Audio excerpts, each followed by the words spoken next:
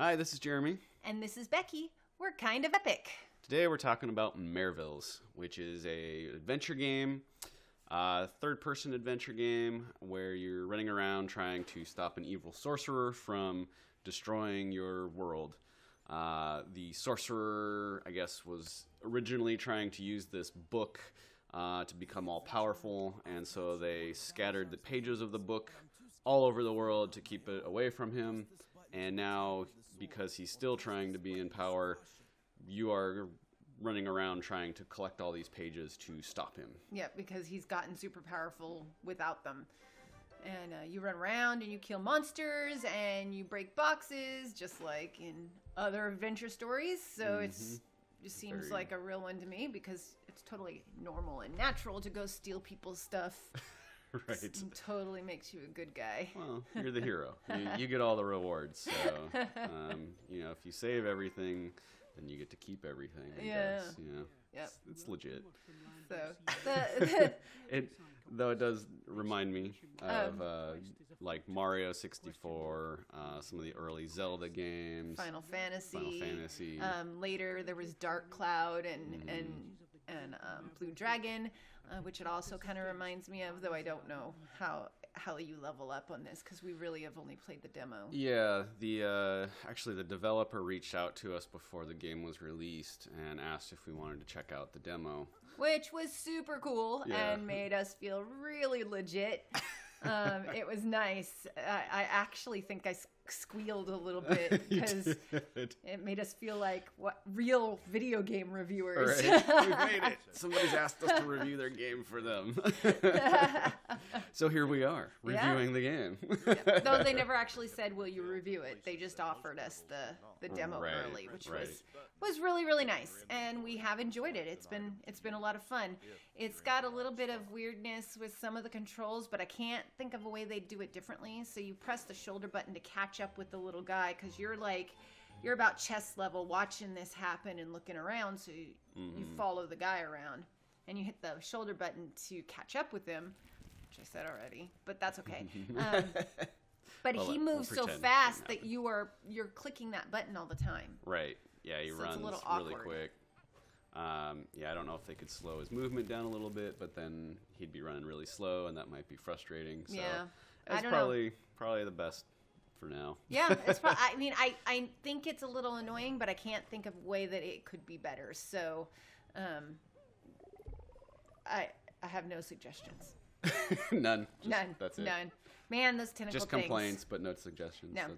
That's not how you solve a problem. I'm not trying to solve a problem. I'm just talking about it. Talking about it. Yeah. I'm just complaining. That's fine. Yeah, isn't that what you do when you review games? You get to just sit and bitch, right? Or died.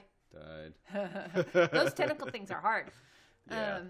They're annoying. Yeah. And there's these little mushrooms that you bounce on, and I really like the art in this. It's very cute. Very cartoony. Yeah, very cartoony, very old-time video game. Like this person, I believe, was probably a fan of those kind of games. Yeah, I'd say so.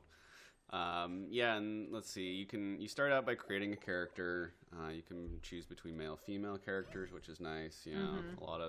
I think maybe a lot of RPG style games will let you choose between male and female characters, but adventure games or games like this generally don't. You get the character and that's it. So it's kind of nice that there's a basic character generator, so it makes you feel like that's more your character. Right.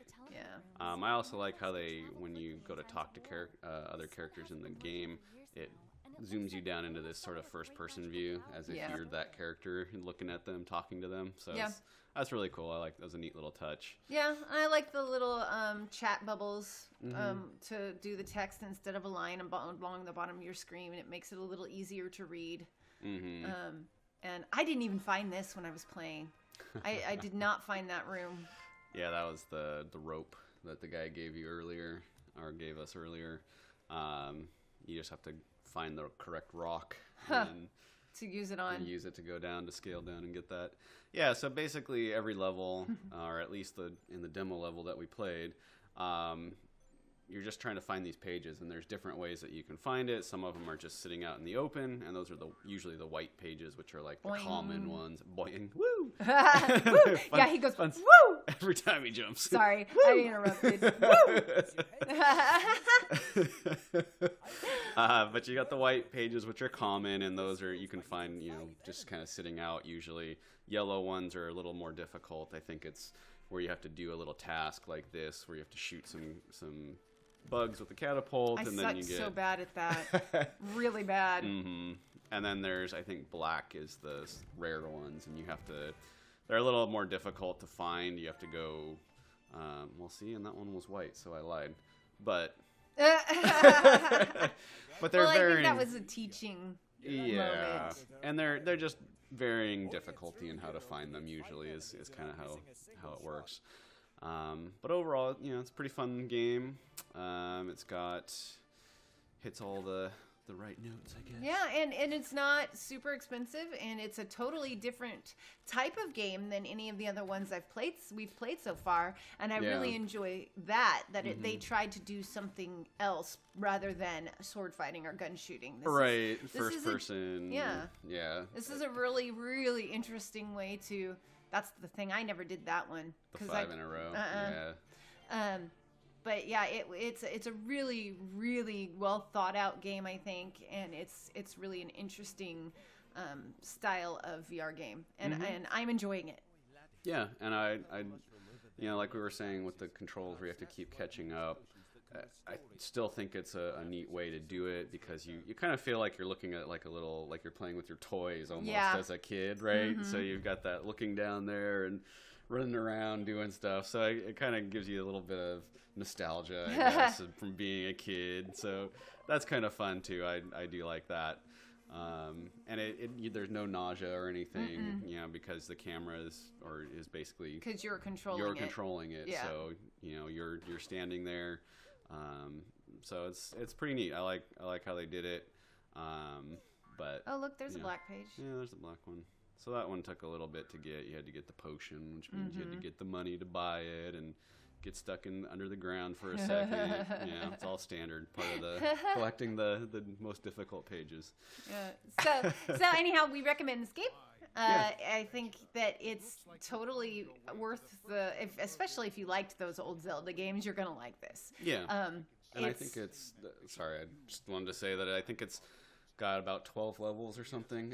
It's a pretty long, lengthy game. I think pretty good, and I think it's $10 right now on Steam. And maybe. Another thing I wanted to say was it's the first game that involves using a controller where I felt totally comfortable and not nauseous at all. Right. So I do want to say that they did an amazing job with that, because usually games that need a controller, regular old-fashioned controller, for me, those end up being the ones that make me really nauseous. Yep. Yeah, for sure. So that's definitely the first one. Yeah. that you haven't gotten sick. Yeah. So even my minor complaint is super minor. They did a good job. Yeah, absolutely. Have you tried Mervils? What do you think? If you enjoyed the video, be sure to subscribe and hit the like button. And also let us know if there's a title you would like to see us review in the comments. And we will see you guys on the next one. Bye!